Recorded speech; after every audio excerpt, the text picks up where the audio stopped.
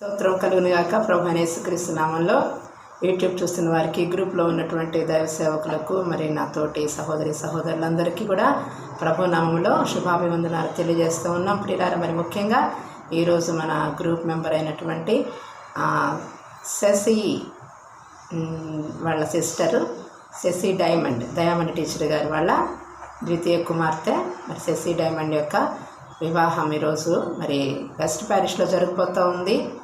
మరి ఆ విషయం మనమంతా కూడా ప్రార్థన చేద్దాము. మరి తన కుటుంబాన్ని దేవుడు కడుతూ ఉన్నాడు.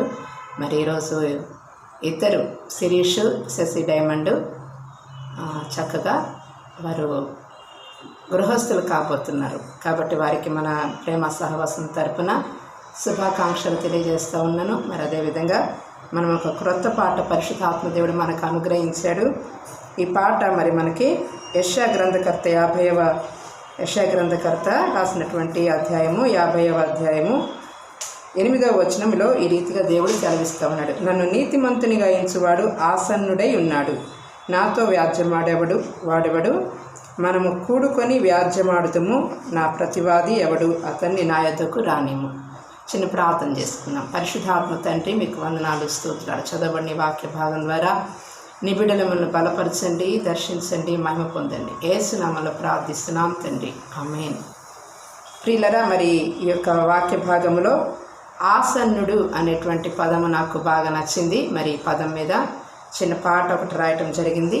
ఆ పాటను మనం పాడుకొని, మరి దేవుడు ఎవరికి ఆసన్నుడు అంటే విరిగి నలిగిన హృదయమును ఆయన అలక్ష్యం చేయడు. ఎవరికైతే బాధలు ఎక్కువగా ఉన్నాయి, కష్టాలు ఎక్కువైపోయినాయి అనుకుంటారో దేవుడు వారికి సమీపంగానే ఉంటాడు. కాబట్టి మనము విరిగి నలిగిన హృదయాలకు ఆయన సమీపంగా ఉంటాడు. ఆయన సమీపంగా ఉండే కాలం ముందే మనం ఆయన్ని వెదకాలి.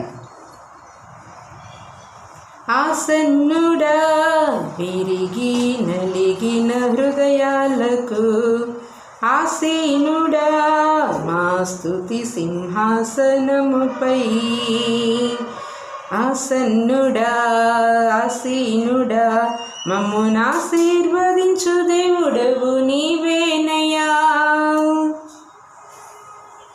May God bless you.